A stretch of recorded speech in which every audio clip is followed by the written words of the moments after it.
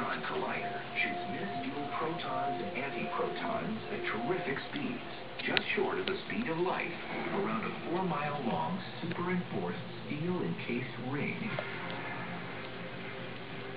To protect the sensitive experiments from surface noise and for safety reasons, the collision ring lies deep underground. We take beam.